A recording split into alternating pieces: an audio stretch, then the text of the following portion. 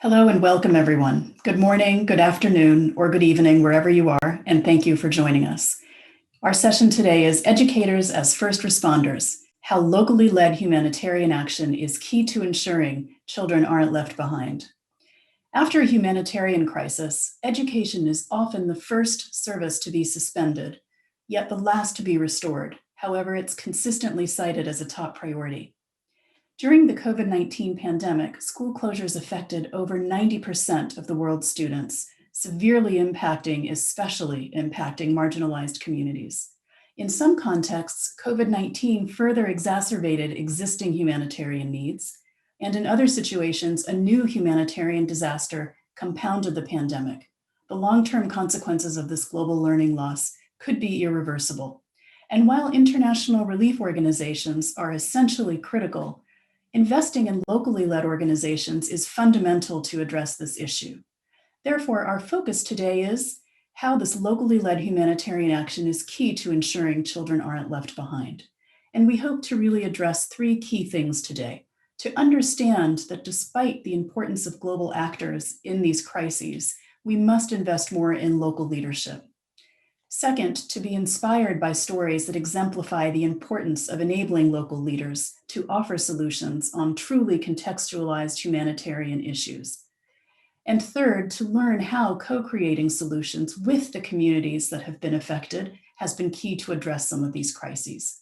To address this today, we have three wonderful guests: the CEO of Teach for Lebanon, Celine El Samarani, and she will share how they ensured Syrian refugee children could access learning during COVID-19 and in the aftermath of the Beirut explosion. We also have the CEO of Teach for the Philippines, Clarissa Delgado, and she will share how teachers have been supporting students and families affected by recent typhoons. We also are welcoming today Teach for Armenia's CEO, Larissa Hovhannisyan, and she will share how the organization is providing education and psychosocial support to displaced children affected by the Azerbaijan-Armenia conflict and trauma training for their teachers. So before we dive into our discussion, let me just explain a little bit about Teach for All and its global network, since our three CEOs are representing different affiliates of the Teach for All network today. Teach for All is a global network of independent, locally led and locally funded partner NGOs in 60 countries. And these NGOs are united by a shared mission to cultivate local leadership. They do this by recruiting and developing outstanding graduates and professionals from diverse academic backgrounds, and these professionals commit 2 years to teach in their nations in under-resourced schools and communities. After completing that initial 2-year commitment, these network teachers become alumni. And with that 2-year foundation behind them, they dedicate their career to working with many others to ensure that children have the education, support, and opportunity they need to thrive. So much more than just about providing teaching capacity and arms and legs, it's really about capacitating our systems with people, with leaders who have had firsthand experience in the systems that address inequities in education and coming up with solutions to deal with these.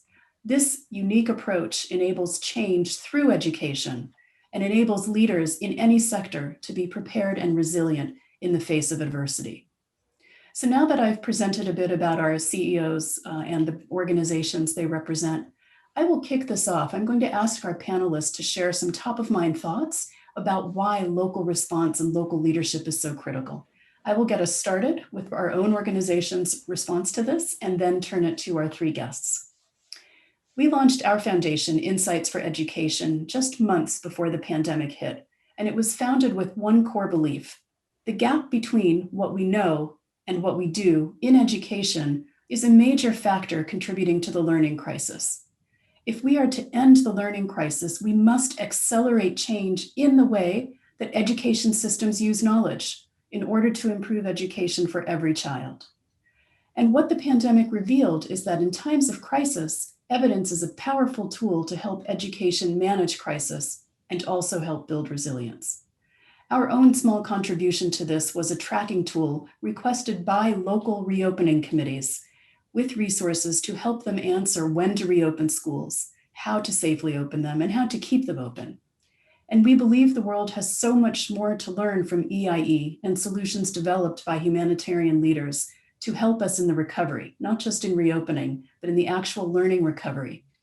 We've seen that over 200 billion school days have been lost due to the pandemic. Still today, nearly half the world is still closed out of school. Half of the children in the world are still out of school. And in the coming months, we will, in our organization, help to develop a synthesis of evidence that can accelerate learning recovery. Furthermore, as guest editors of the Journal on Education and Emergencies, we seek to uncover pockets of learning and inspiration from around the world during this very challenging year. And perhaps some of you joining us today will share your submission with the JEIE in the coming days or weeks. But here's the main point. More than ever, we need now to better connect global and local leaders to share evidence around what works and what does not work. We saw this to be critical, not only in EIE, but also in this pandemic crisis. We must also ensure that it's not just about sharing what works, but also what does not work, and to ensure that scarce resources are used in the most effective way. And that's why we believe in the power of local leaders to change education. Local leaders have a key role to play in evidence sharing, network brokering, convening, and training. And we believe that teachers in particular are local leaders that have an essential role to play and have been playing this and make this revolution possible. Teachers are the ones who can make the frontline experience visible and bring insights from every classroom to help set the research agenda and to break down gaps between academics and practitioners. They are also community members and important and trusted channels of communication in all directions. This is why this conference is so important, and I'm honored to be hosting this panel today with our outstanding leaders. So Larissa, Celine, Clarissa, may I invite you to share your introductory thoughts, responding in your way to this statement, part of this partial statement. Local leadership is critical in humanitarian crises because. Larissa, would you like to kick us off? Thank you.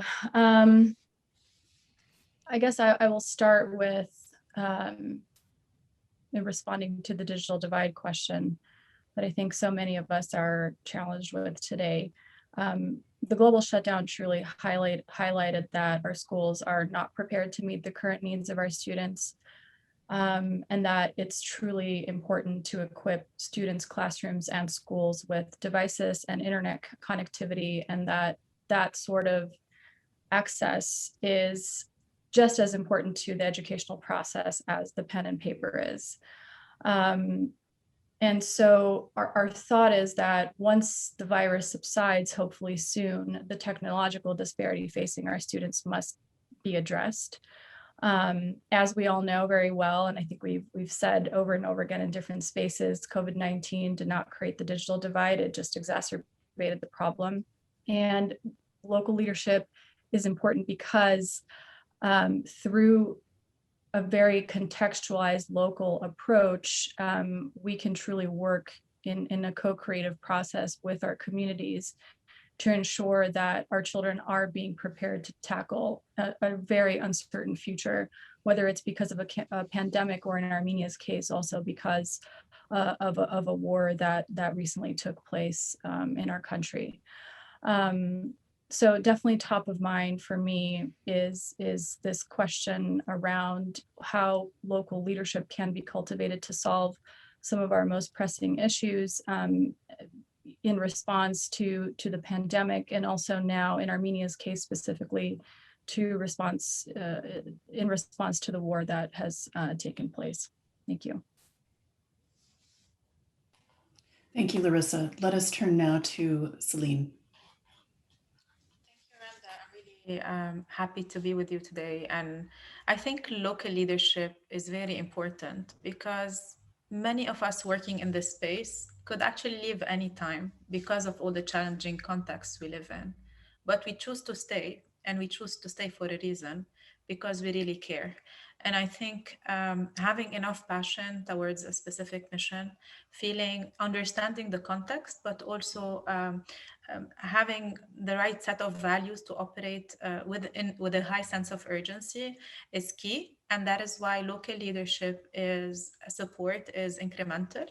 And the past year in Lebanon in specific, we've had a lot of, if you want to say, not just challenges. We've survived one of the biggest blasts globally. We've survived a collapse of the economy, and we've also survived COVID implications in general. And I believe the biggest highlight of the great work of local leaders was how quickly they responded, how fast they were in just being on the ground, helping each other and supporting the communities without even thinking about what the needs assessment was very quick. And this is where I can really would love to shed light about the importance about cost efficiency in the interventions of local leaders, and how effective they are when they go on the field post any crisis.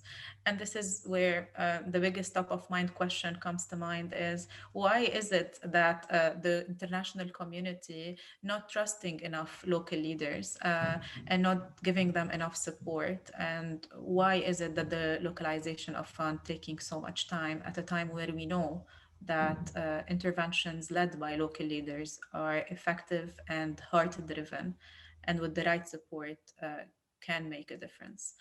I also would like to share a little bit about the importance of, from my perspective, the public-private partnerships, which was key as well in the emergency setting we operate in, and creating more holistic interventions that cater to the needs of the societies.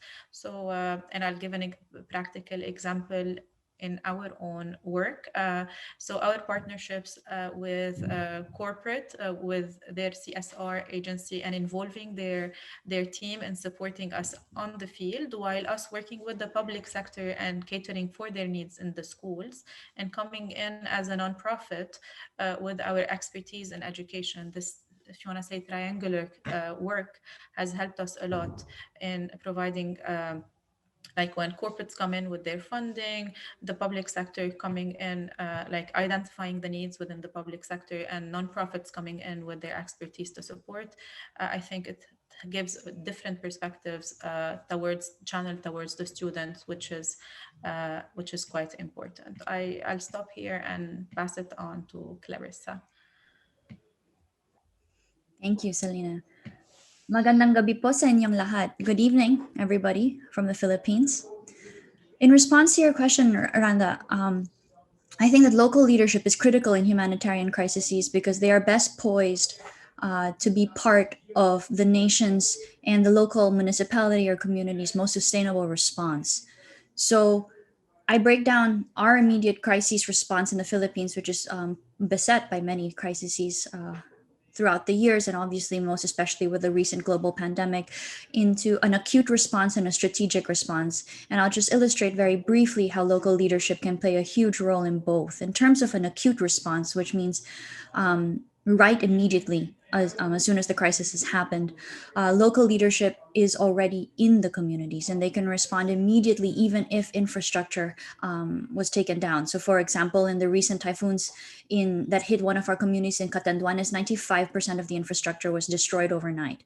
And in a situation like that, when you have local leadership and you're connected with them already on the ground and have pre-prepared with them, you can be sure that immediately they are on hand to help themselves and help others around them.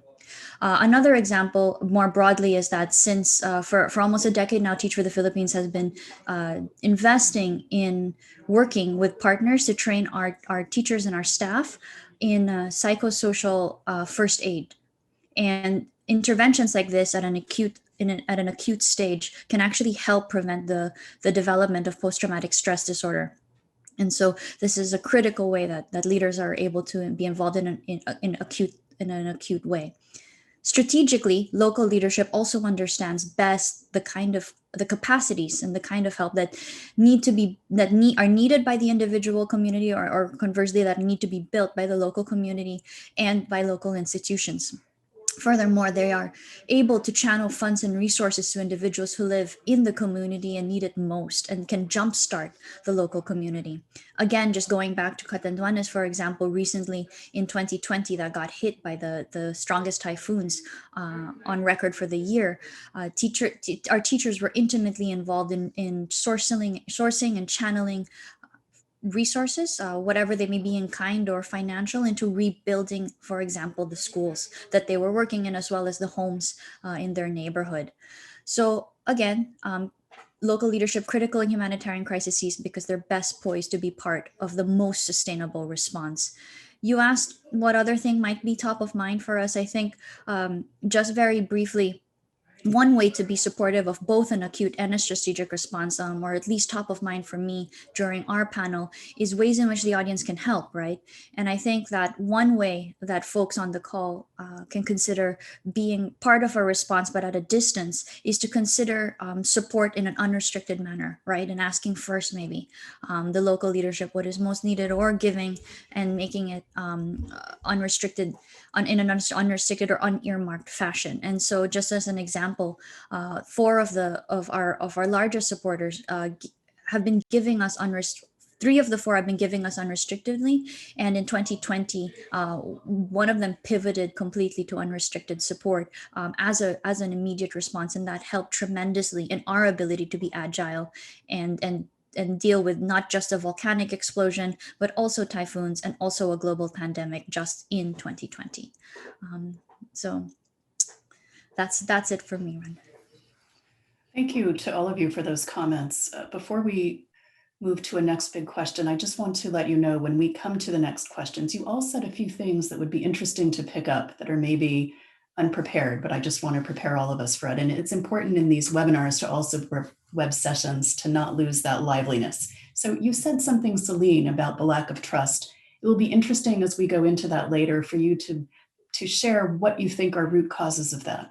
It would be helpful for us to also address what we might fix together or improve together as a collective when you share that. Also, you just shared something now, Clarissa, that was deeply intriguing, that it's not just about speed and agility. There's also something about the quality of outcomes, that those who are on the ground and can respond in an acute fashion may actually create better conditions for long-term outcomes. And we'd love to come to that later in the session too. If I just turn us a little bit, I'm going to ask you, Celine, to comment on this, and then we'll move back to the rest of our panelists. The world has woken up to a universal crisis in education.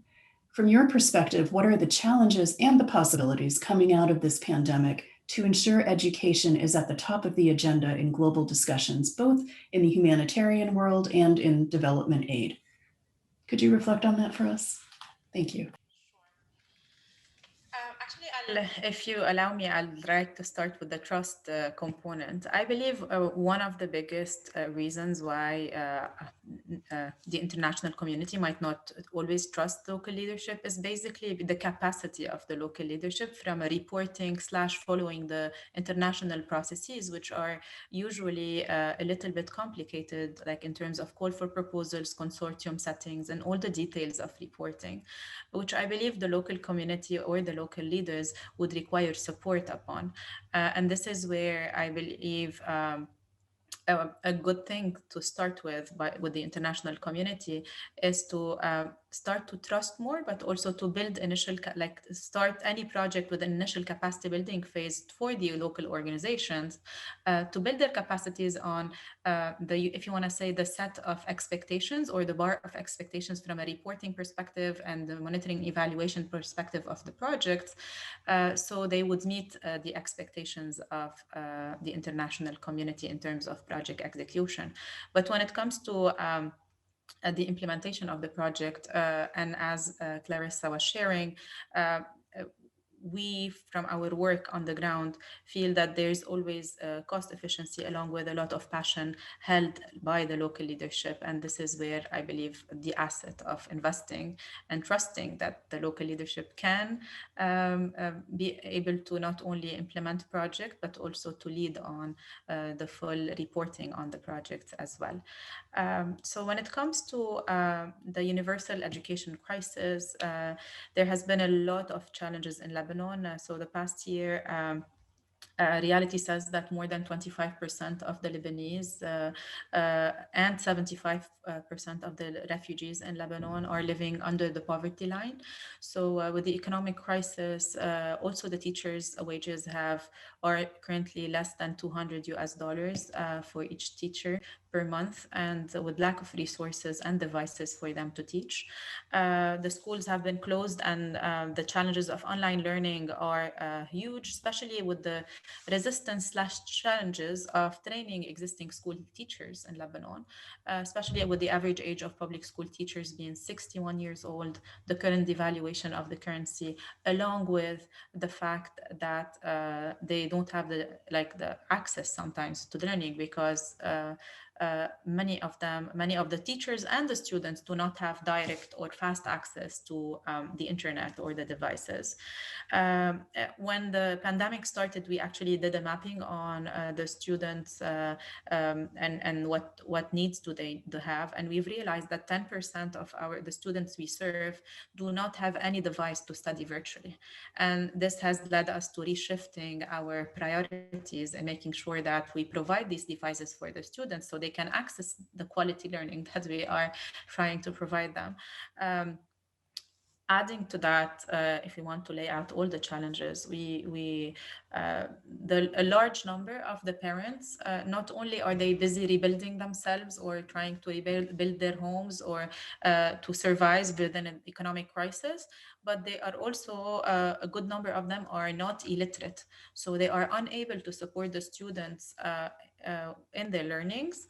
And since there might be only one device in a household when there are more than a few siblings in the house, then this is where the parents will need to choose which student will study when, and this is where complexity comes, and we're back to the challenge of access, and we're not only talking about the quality. And I believe the biggest challenge for the families, along with the teachers and the students, is if you want to say the economic strain, but also the mental strains on after the pandemic and all the, if you want to say, stress that they've been living. So this is where we see there's a huge priority for mental health support, for psychosocial support for the school communities, so they can sustain themselves and if you want to say, actually we've been in emergency for more than 10 years now in Lebanon. So if you want to, if it's no longer a short-term emergency, it has become a life mode, if we want to say, and this is where mental health and support, psychosocial support for school communities is essential, so learning can continue to happen, along with providing the needed resources. And this is, I believe, I feel the most important factors to put education as a humanitarian intervention in any crisis, and it has to continue to be, if you want to say, the investment in education need to be a top priority in any emergency setting. So we can, at least if we've lost the past and if the present does not seem very promising, at least we can cling to the future that with education can be a little brighter. So yeah, I'll stop here and pass it on to other speakers. That was a nice last phrase, with cling to the future with the hope of education. I like you talked about the digital divide, and we all know there was a massive global scramble to implement distance learning in different ways in different places around the globe. And for some, it was easier than others. You talked about some of the challenges of the digital divide, or that present the digital divide to us. Can I ask Larissa and then Clarissa to also speak a bit? This digital divide is really everywhere, but it's most prevalent in remote and conflict-affected areas. How can we bridge the divide for crises-affected children? Larissa, would you like to start? Thank you. Teach for Armenia has prioritized enabling educational opportunity for all children in Armenia and in what we call Artsakh, that are known as Nagorno-Karabakh Republic. This conflict area is disputed, and this is exactly the region where the war recently took place. As we were kind of adjusting to life with the pandemic and figuring out how to keep our kids learning, we launched a campaign to raise money to get tablets for our students. We created online content. And while we were kind of in the midst of doing that, this war broke out on September 27th. And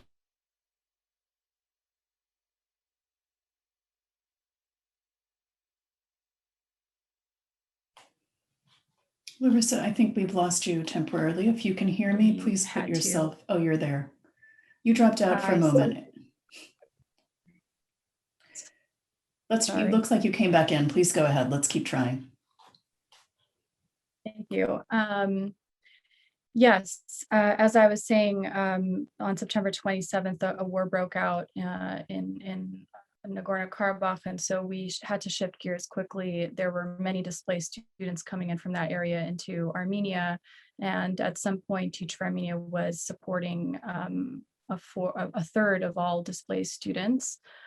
And I can't say that we figured out an answer, a definitive answer of what it takes to support all children and to keep them learning amid a pandemic and amid a crisis like war. But one thing does, I think, resonate with me, and I believe with Celine and Clarissa also, is that a lot of the solutions that we kind of implemented were actually co-created with the communities that we were working in. They were co-designed with parents, with students themselves, with teachers. I mean, with people who were actually, first and foremost affected by the pandemic and affected by the war.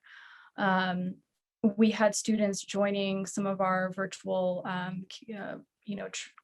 camps and all these trainings that we were doing from bomb shelters. I mean, the humans are incredibly resilient, and our communities truly value access to education. And so I feel like I feel very honored that Teach for Armenia was able to meet Armenia and Artsakh in this very difficult moment and truly stand behind and together with the communities that have been impacted the most. And so going back to this, issue around trust, I think we, from the get-go, a lot of organizations and a lot of funders specifically think that, they have the solutions and not the people who are on the ground necessarily or who are impacted the most. I think through this pandemic and through the war, Teach for Armenia has seen and has been very humbled by the innovation and the creativity and the resilience that came from our communities. And so I think it's going to take a long time for us, or a while for us to, hopefully not too long, but it's a process that we need to go through together. And I think our job is to continue listening very deeply. Thank you, Larissa. Clarissa, you've also had some very important and interesting experiences on the pandemic response and remote learning. Can you share some of those with us? Sure. So the digital divide, as Selena and Larissa have shared, is significant and is quite the chasm here in the Philippines. So in 2019, a study by Asia Foundation and the Department of Foreign Affairs and Trade in Australia, actually without being able to predict it, but had done a study about internet access in the Philippines. And their study, published in late 2019, showed that only about 45% of Filipino citizens, or only 45%, and not only, just 45% and 74% of schools had internet access. So the balance of that, the greater majority of Filipinos, of the 110 million people, more than half don't have internet, and only 20% or so of schools do, right? And that's not even talking about electricity connection and other, I suppose, necessary infrastructure beyond just internet. When the pandemic hit us, and this goes back to my earlier point about local leadership being there and able for an acute response. So our teachers are physically deployed in their communities in spite or despite any lockdown. So they are physically spread out across the Philippines. When we did our immediate rapid assessment survey, one of the things that our teachers highlighted and their co-teachers that was going to be critical in addressing in an acute way the digital divide was the involvement of parents in teaching, that we needed to pivot the role of parents from being folks that drop their children off in the morning and pick them up in the afternoon to actual co-teachers in a classroom that now spread beyond multiple households. And so we immediately refashioned our we had already existed our parent training, but we began to expand it and deepen our work there, engaging hundreds of parents of our hundreds of kids. And God started to work with them every day to help skill them up immediately to be co-teachers. As part of an acute response, this also speaks to your point earlier about what is so important about local leadership being on the ground and being part of a sustainable response. Efforts like this lead towards better resiliency for the community. So no matter how you cut it, now that parents are more fully enabled to help to teach their children. I mean, there are 500 longitudinal studies showing that more invested parents mean more successful outcomes for kids. So overall, the investments we're making are going to pay long-term benefits to our students, even if they started as an acute response to a pandemic situation. In terms of a long-term response, our teachers also through our ability as a nationwide organization, and then we have hyper local teachers, we also began to source unrestricted grants that we were giving as micro grants unrestricted as well, so paying it forward to our teachers. And through this, apart from being able to highlight, let's say, fifth or fourth class municipalities, which in the Philippines means these are the poorest municipalities, and putting them on the map, we were able to then gather the resources that they needed in order to address this situation, not just in the immediate term, but looking months ahead, even years ahead, in whatever way that meant. And so in that way, still part of now a strategic response, and working closely now, not just with teachers, but also with local governments to make sure that resilience is built in a strategic way as well for the long term. And that can all be done through investing and listening to folks who are already on the ground and have a stake in the changes that are happening in their locale. Thank you very much, especially for some of those examples you shared, and I have a feeling we'll come back to some of them in a little while. All of you touched in the last few minutes in some way. You touched upon how your response and your organization's response to COVID was coupled with humanitarian situations in every one of your stories. In your experience, what does it mean for education to be a first response? Why is education life-saving? I'm sure that there will be some around us who believe absolutely in the importance of education, but would say, if you're not alive, you can't learn. So isn't education falling further behind in the priority list? So can you share with us, in your view, why should it be considered a critical humanitarian intervention? We'll start again with Celine. Thank you, Randa. Actually, because I live in a space where crisis and emergency keep coming in, I truly and genuinely believe that education is a key factor to bring hope. Simply because when crises happen, people are stuck in the pain of the moment, and they tend to be there for a quite long period of time, and it requires an effort to distract them from the pain and keep them focused on the future and their vision. And in order to do that, I think education plays a huge role. Let me give you an example on the recent Beirut blast and our Build Back Better intervention that came after it. We've realized that because most of the Beirut homes were broken, we had hundreds of thousands of students that had to relocate to new regions. There was so much stress and stressful situation that people were going through, from losing loved ones to losing their homes to losing their stability and if you want to say the safety, and feeling really shaken and feeling as if the world had stopped. That's the feel. That's how you feel. You feel that the world had, like, there's no end to what you're living today. And and our intervention had focused on providing specialized psychosocial support sessions for students, parents, and teachers to help them effectively manage the stressful situations they were in, along with providing home tutoring and homework support for students that are affected by the blast. And I feel that, and also providing like hygiene/education kits for the students. And we've catered these three pillars, from like PSS sessions to providing the main resources, along with homework and homework support, because we felt that keeping kids distracted from the pain with the education and keeping them busy at the time of crisis will also allow family, like parents, to channel their energy on rebuilding their lives, and to channeling their energy, like if they feel that their kids are being taken care by leaders and by teachers who care for them, then they can start to care for themselves and for their homes to rebuild them. And I'm not sure if this is the best way to say why education is life-saving, but for us, this example makes it all. Like caring for the students so that the parents can care for their homes, and then to rebuild together the future. Yeah. Thank you. Thank you. Can we move to Clarissa? Would you share your experience, your opinion? Wanda, I'd first like to acknowledge that if you look at it from a foundational educational perspective, education, in terms of the basic need structure, education is a secondary need, right? So I wanted to first acknowledge that. However, it is my personal belief that education in a liberating sense, right? So if we move past the economic definition of education, that we're just getting educated to get a job, but look at education as a tool for liberating our minds. Education, therefore, is a necessary, in fact, the most necessary component to achieving a fulfilled life, to thriving.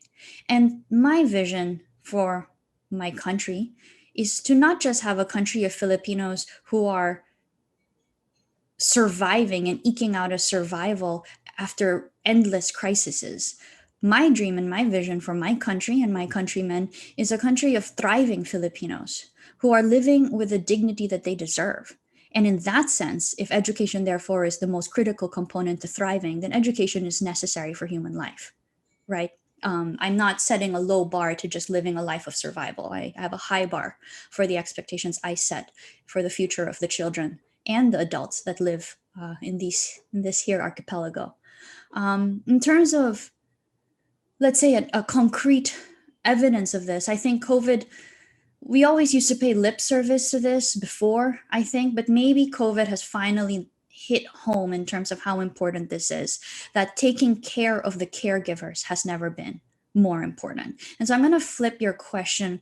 So apart from discussing why education is life-saving, I'll talk a little bit about how and the roles in which our organizations can play in making sure that those who are saving lives, who are giving and restoring dignity to communities to help them go beyond just surviving, how we can be of support to them is to take care of the caregivers. And so we, for example, early on, we knew that there was no way to cut it in a global health pandemic. Educators were going to be frontliners. We knew this by February 2020. Like there was no chance that something would hit our shores in this scale, and education and teachers, educators and teachers and principals would not be somehow absolutely in the front lines, just as they are in the front lines for the reproductive health crises and every other public health issue that countries are facing.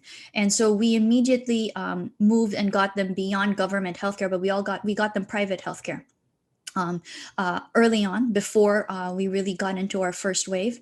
And then the second thing we worked hard to provide is we partnered with, we already, as I mentioned earlier in the call, had training in psychosocial response, but teachers, as they help process the trauma of others, become as well secondary trauma victims in a way. And again, as we keep mentioning, local leaders are in those in their localities, right, in their municipalities. So they could be primary effect, like primary trauma, from primary trauma, but also secondary trauma as they're equipped and skilled to help others. And so we made sure to partner with now a local formal network of therapists and have free counseling for our teachers when they need it, and have open conversations about the ways in that we can be there to help them continue on. And so it's important, education is critical for thriving, but also taking care of educators, therefore, is a critical responsibility for the rest of us that work in the background.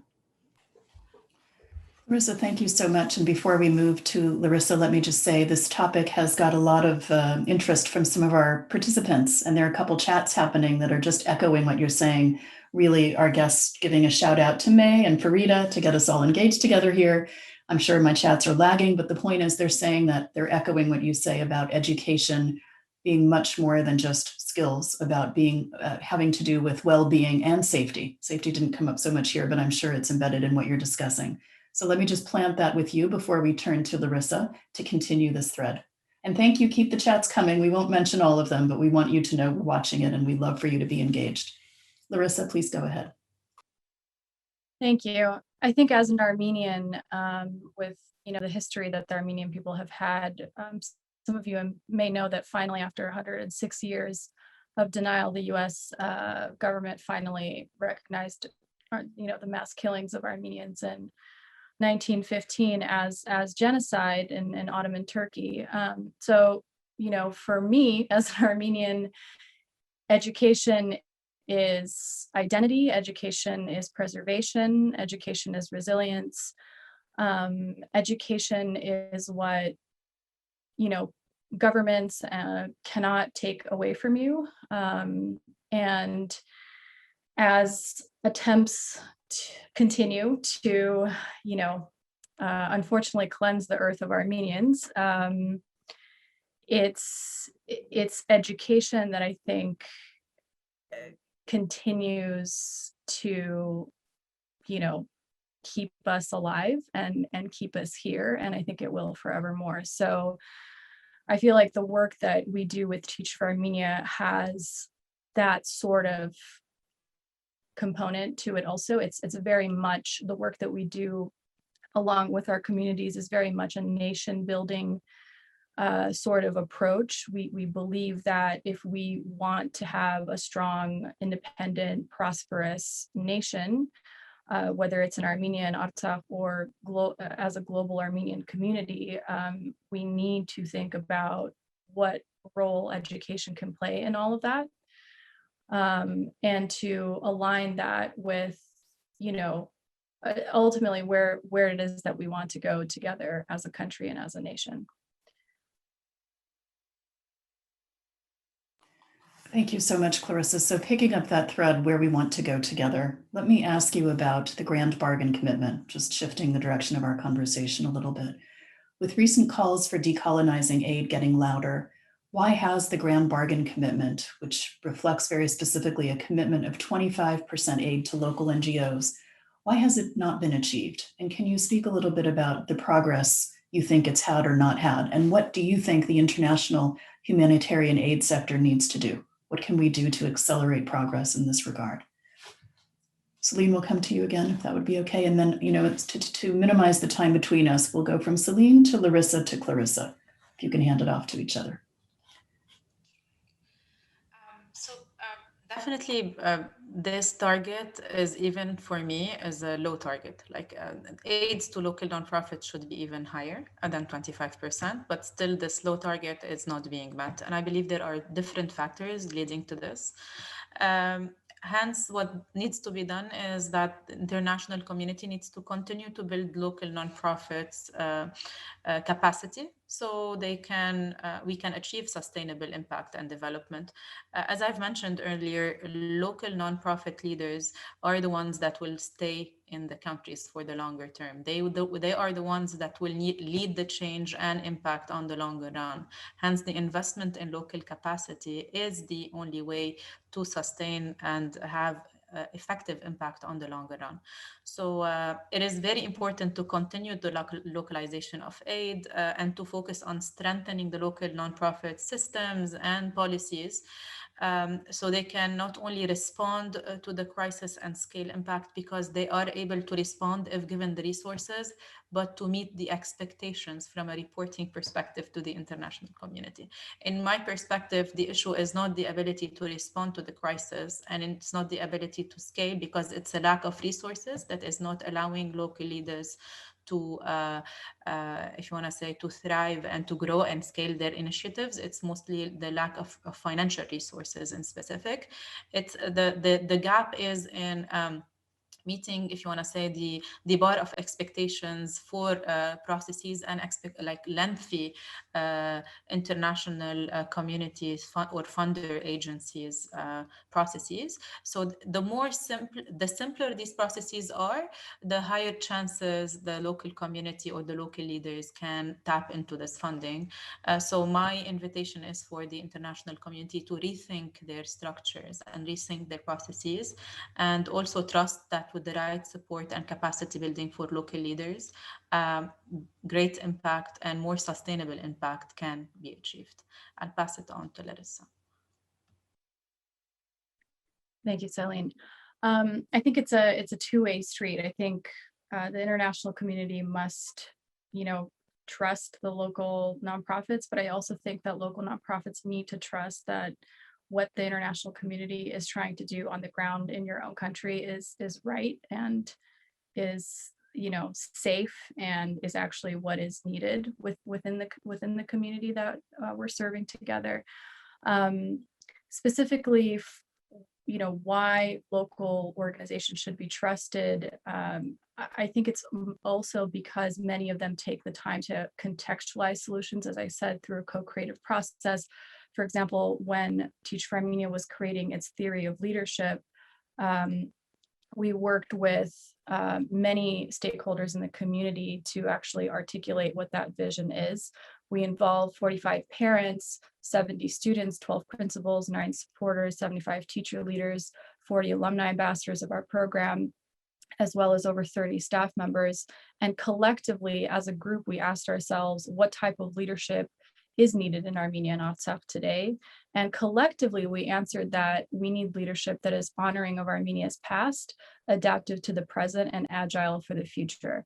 I think those sorts of, I don't want to call them exercises, but those sorts of, that sort of approach to developing and co-creating solutions ensures that whatever projects are being conducted, whatever funding is being invested, is actually sustainable, has a long-term effect, and is also efficient.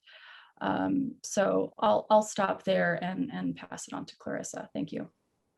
Thank you, Larissa. As usual, I think your answer is brilliant, as well as the points that you brought up about history resonate so deeply. So if I may, I won't repeat it because I think you said it perfectly. And maybe I'll bring up a slightly same topic. I think all three of us, literally, Randa, are saying trust is critical. And the question is, trust us, or why can't you trust us, or what do we need to do to earn this trust? And so let me take that third question, which is trust is a two-way street. And again, not to reiterate what my brilliant co-panelists have already mentioned about how funders need to come and lead from a place of trust, and work with folks that either they've had a history of working with or have had a track record. And let me take instead the view to the second part of your question, Rando, of what can we do from our side of the table to earn this trust, right? And trust, like communications, is a two-way street.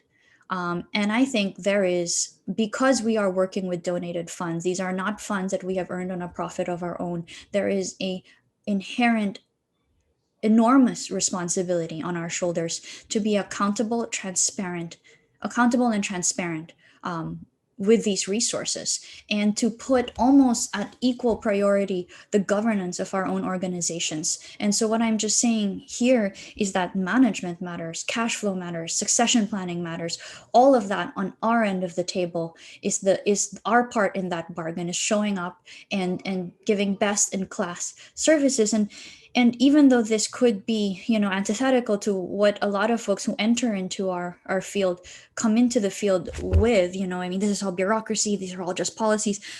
I think being open to leveraging the tools of the private sector in order to better communicate with them is one trust building way, right? Like, we can't just show up and sit at someone's dinner table and say, uh, give me money and and you can definitely trust me and watch me do all my wonderful work. We also have to step up and do our part to show that we're worthy of that trust. And one way to do that is to really take seriously the governance and the management systems of our organizations and be fully transparent about that at all times, and work step by step to build what I like to call a trust and accountability bank account, right? Where we're making these constant deposits for others about how we are trustworthy, dependable, reliable, and then when we need to take we need to take out some of that those reserves, that this will be given readily and at a time when we need it most.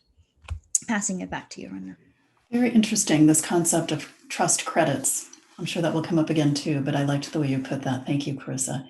Reflecting on our own organization, my organization, Insights for Education, I mentioned at the very beginning of this session our start, which was actually intended to be much broader than COVID, but ended up focusing on COVID. And I might just take a minute to explain the actual mission, because there's a lot that resonates with what we just spoke about, two-way trust. This work came out of seeing so much of the education evidence space be very much a one-way channel of evidence being bestowed from international aid or donors to countries, and often aid is tied to that evidence.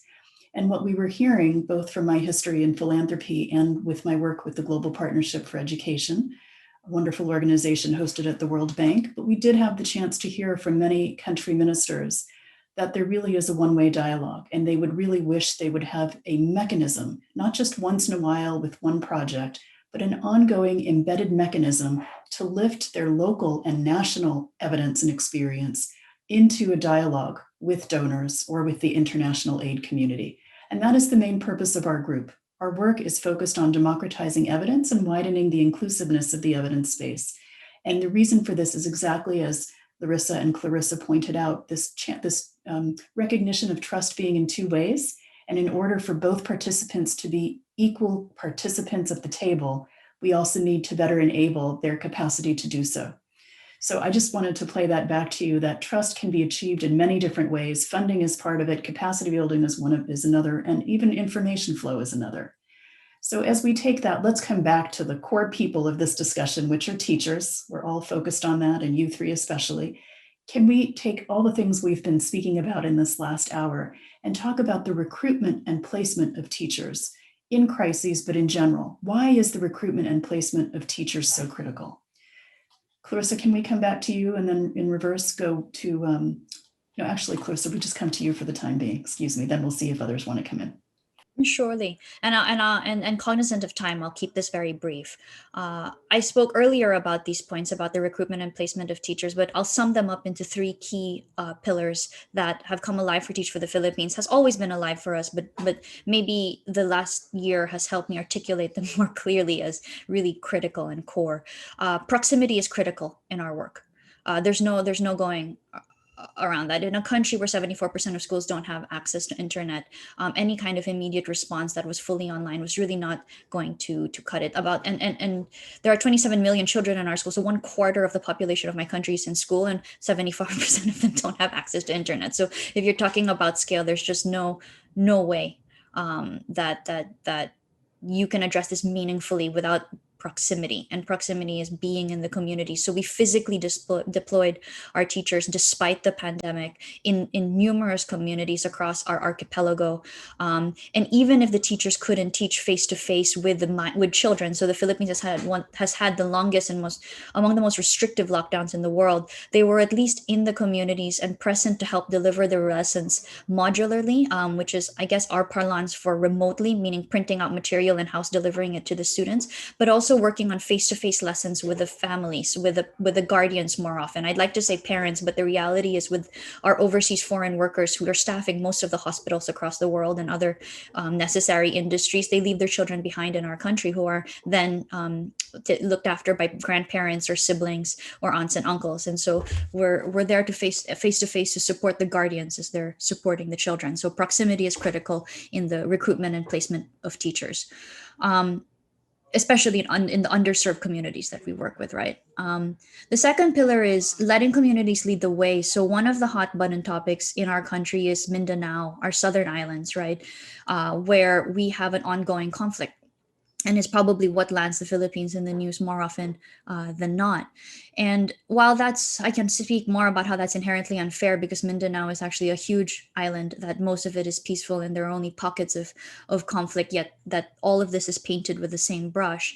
When we place in Mindanao, which we do, we don't only engage new teachers. Actually, 30% of our cohort are tenured teachers with 10 to 20 years of experience. And in situations where we're dealing with conflict, this is actually the most critical piece, because these teachers have the safety networks that are requisite in areas where if you need to get out immediately, or more importantly, if danger is coming, that you're aware that danger is coming. And I'm not just talking about a storm, but if you've been around, if you've been living in the community, you know when the warning signs are there.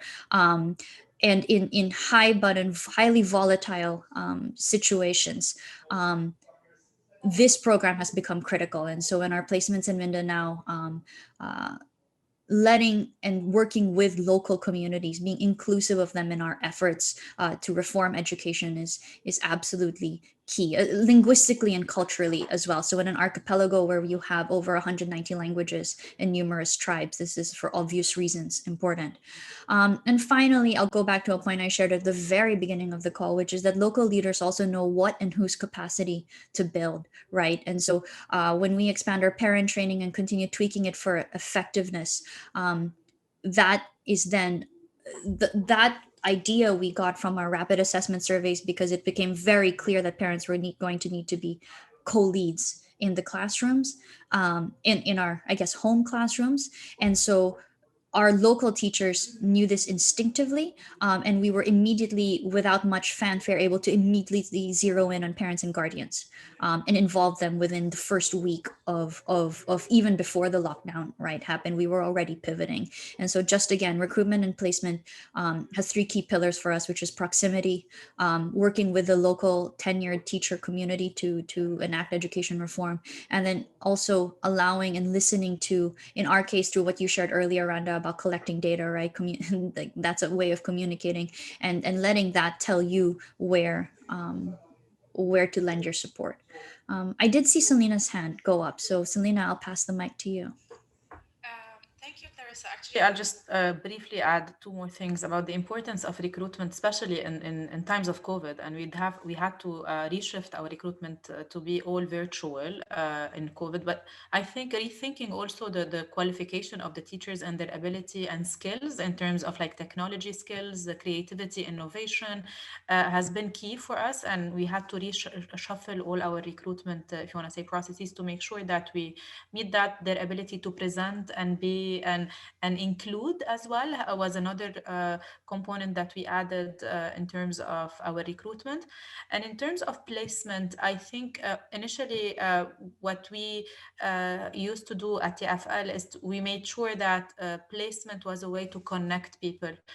So in Lebanon, we're quite a diverse country. It's a sectarian country with quite diverse backgrounds, and we intentionally used to place people in different communities from their own, so they can get this exposure to the other self and to the other person, and be more open and acceptant of the others. So and the good thing about the fact that we're shifting virtually online is that placement can also be like, we can like what was a limitation earlier in terms of location is no longer there. So we also were able to place people that are coming from South Lebanon to be teaching virtually in North Lebanon and the like. So yeah, I just wanted to say that like the recruitment of fit candidates in the teaching process is key, and placing them in communities where they feel locally rooted is also another thing, so they can take the extra mile in providing the needed support for the community. Thank you for coming into that, Celine. We're sorry, did somebody else come in? Larissa, go ahead. Sorry. So I just wanted to quickly add that I think between the three organizations that are present today, the Teach for All partner organizations, what really connects us is that we just really truly believe in the power of people. And that's why what our 2-year programs are, they're actually leadership development programs.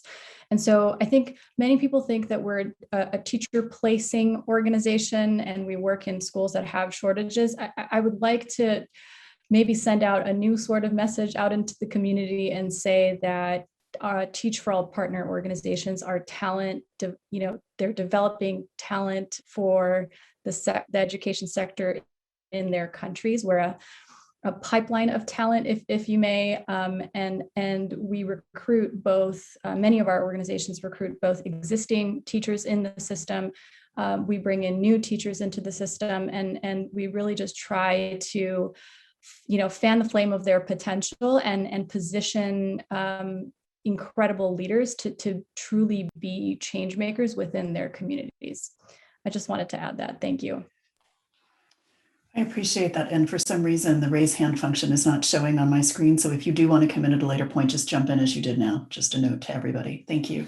So let's flip this in a very different vein, building on what you've been sharing over the last few minutes about all the things we've learned by the great local leadership you've seen. Let's flip this back and ask ourselves, from those experiences, what do you think the global community can learn from this? I know you've shared some insights as you've been discussing different concrete examples, but I wonder if you can, in your boldest possible language, offer opportunities for learning to the global community. Celine, maybe start with you, and then Clarissa, and then Larissa. I think the global community can learn a lot from local leaders about the sense of urgency, the pace, like the quick pace of responses, and because the local leaders are very locally rooted, they understand the context very well.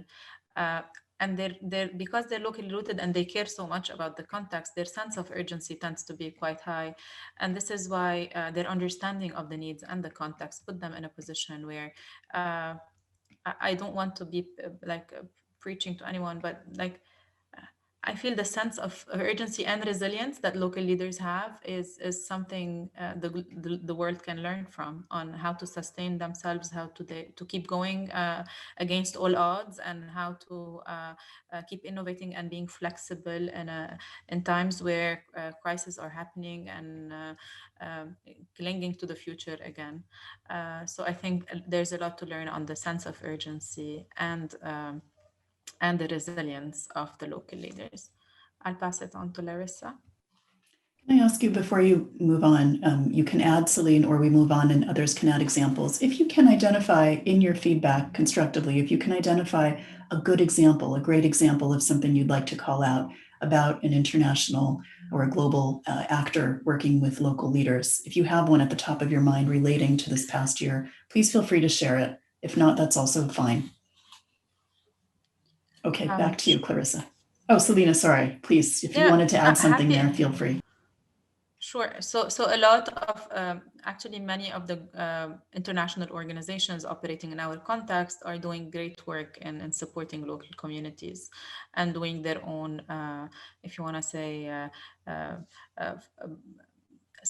support, and also taking on the projects, like if you want to say implementing projects also on their own. A lot of these organizations like UNHCR, Save the Children, UNICEF, and many others are doing great work in education locally. So yeah, I'll stop here and pass it to, I believe, Larissa, who wanted to go next.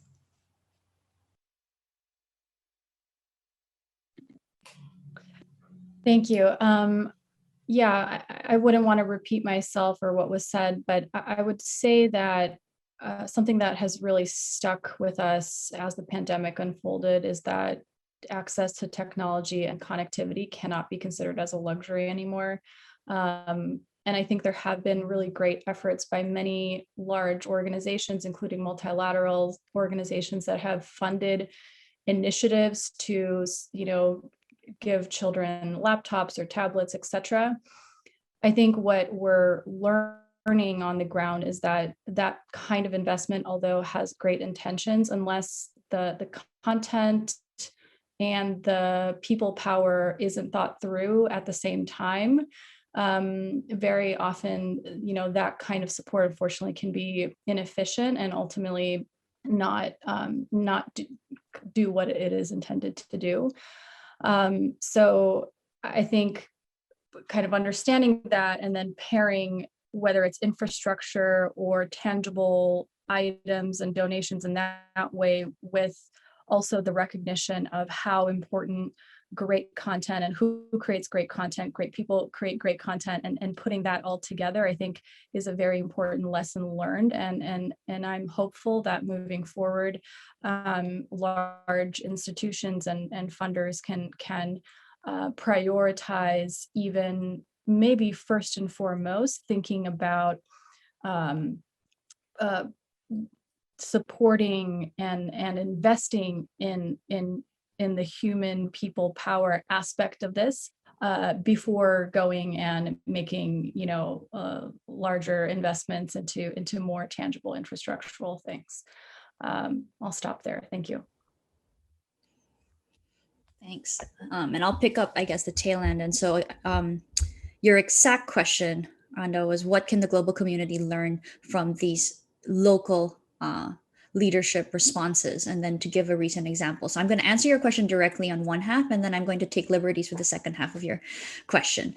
The answer that I'm going to give directly is about what can the global community learn. And again, so I feel like my co-panelists and I have already reiterated all those points about trust and unrestricted funding, at least being important. But I'll maybe take a deeper dive into maybe a more core issue that I feel is sometimes often left unsaid. Just as I said earlier, the trust is a two-way street. Help is also a two-way street, right? Help may be given, but help is also something that should be and needs to be asked, right? And so that's one pillar where there is a point where help is also part of you help people that have asked for your help. It's kind of something that maybe we learn, I don't know, somewhere between elementary school and middle school, right? Not to give opinions unless we're asked for them. And I think the other key piece of what else can we learn is that if our goal again is to thrive, right? So if our goal is to go beyond survival, that we're not looking at helping these underserved communities just continue to survive, but we actually want to see them thrive into a better future, that inherent in that goal, in that understanding of that goal, is going back to that point about helping as there's an agency that our local communities have in being able to articulate and determine the kind of help they want and need. And so then I'm going to get to the second part of your question, which is use an example, right? And instead of taking a recent example in COVID, because depending on where you are in the world, especially in my part of the world, vaccines are not really very far away. And so COVID is not a thing of the past for us. COVID is very near and present and is still currently a crisis we're living through. I can talk more objectively, let's say, about a crisis that has happened in the past. And so I'll pull out the 2013 typhoon, right? Known locally as Yolanda, but I think internationally was called Haiyan. And it was the world and continues to be the world's strongest typhoon. And I'll give you a very quick story. So when it hit our shores, and we lost contact with the communities in Leyte for numerous days, and it was a blackout. And then the scale of the actual disaster, the fact that they actually had to create a new category of storm for this typhoon, really began to dawn on us. Everybody rushed to come in, and one of the things that we were being asked to do is to invest in new teachers in the community. Right. And immediately come in, because it was clearly understood this completely wiped out swaths of land and communities and people. And so get new teachers and help, kids continue to learn. Obviously, we were intrigued by this because these are knee-jerk immediate responses, right? But we went back to our core values, and the first thing we did was we went to the municipal mayors, right, of smaller municipalities, and started asking them, this is what we have to offer.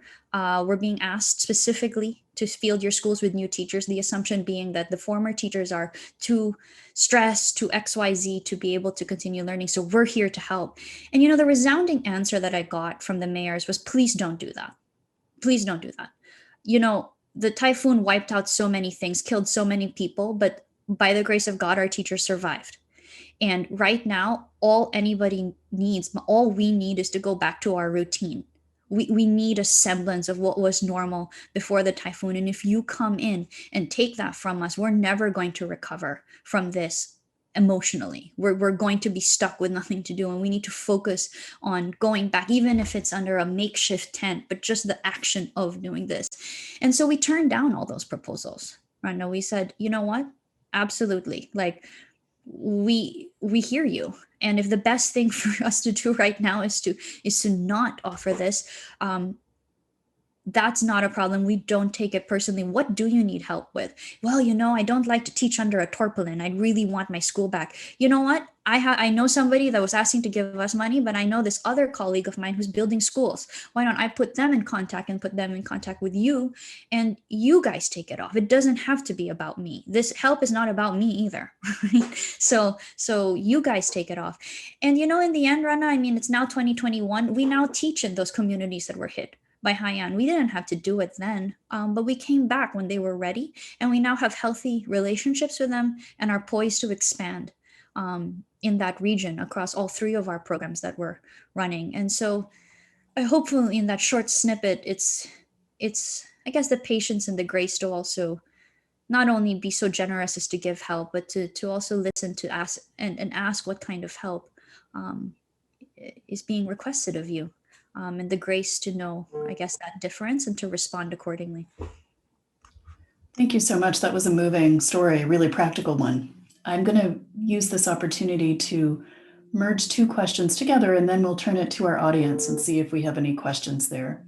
I do want to, we talked so much about the local leadership for response, and you just started, it was a great transition, Clarissa. You started to speak to readiness for future relationships and readiness for going forward. Can we just discuss together, how can we harness the value of hyper-local leadership for greater preparedness for the future? Not just for acute response, but for greater preparedness and resilience going forward. And if I may ask you, as you address that, to possibly also include some comments about the role of networks in that preparedness or response, and about sharing solutions across borders and boundaries. So if we can turn it over back to you, and then again, we'll open it up for some questions with our audience. I will ask Celine to discuss first, and then the others can come in. And please do feel free to speak to some specific initiatives or efforts that are happening with Teach for All in your own affiliates with relationship to preparedness. Thank you, Celine. I'm not sure if I put you on the spot unexpectedly, but feel free to hand it over. Happy to share. Actually, for local leaders to be better prepared, they need to be on a personal level supported, and if you want to say, having that group of support is key. Having like that mentoring / coaching aspect of support is also another thing that can be very helpful. And when it comes to the global network or the connectivity asset of being part of a global network, let me give an example about the recent COVID a challenge. So we wanted, as a global community, and there has been several groups of teachers coming together, students coming together, and we started thinking, how can we innovate and create opportunities for the students, even though they're not close to one another as in Lebanon? How can they connect with the world? How can we use this pandemic as an opportunity for them to feel closer and more connected globally than just locally?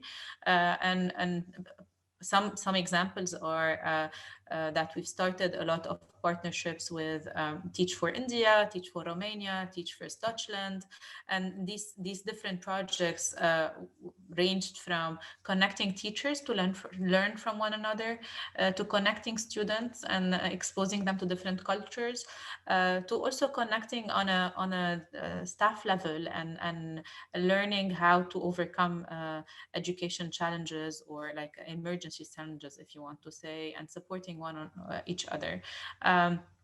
that support on a leadership from a leadership perspective to key executives is key, but also and that to me was very important, like receiving the Teach for All support from the CEO group, along with also the specialist regional specialists that were there to continue to support me and mentor me, if you want to say, and give me that reassurance that where we're heading makes sense, you know, because you feel sometimes you lose track of your vision, and like keeping us focused on our vision was one thing that the global network has helped me throughout this phase.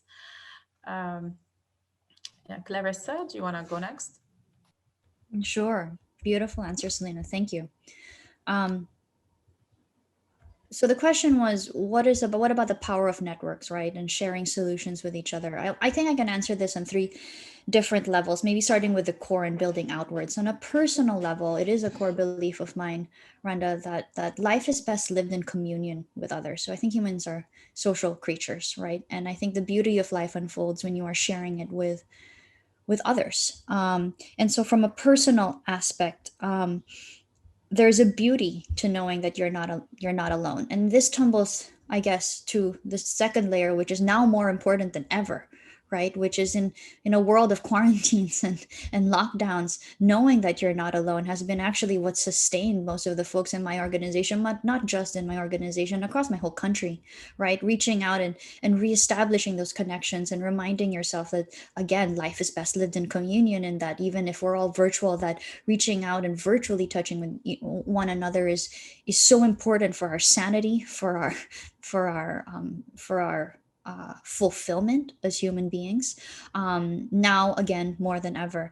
And then to move out to the outer sphere of professional and work, so apart from it being literally what I think is a biological need, it's also an organizational need, because the challenges that we're attempting to address, or when you even say the word humanitarian crises, these are challenges too big for any one person or one organization to solve alone.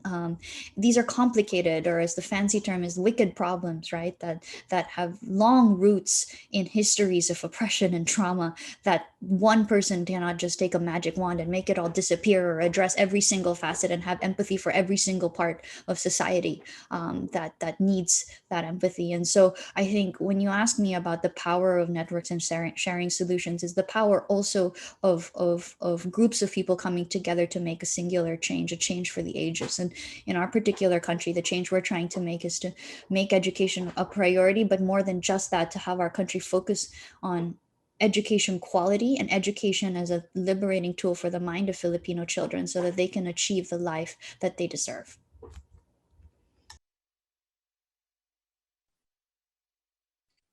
I'll just add something very quickly. I think something that Teach for Armenia has been thinking a lot about is, who are ultimately our country's leaders. And I think for a while, especially in the first few years, we've thought a lot about our program participant teachers, adults, to sum up. I think the big shift that's happened for us, especially in the last few years, is that we actually believe that our students are the leaders that are going to help shape a completely, different reality for our countries. And so with that, I just wanted to read you our student vision, which we call our 2050 promise. It's very short, I promise.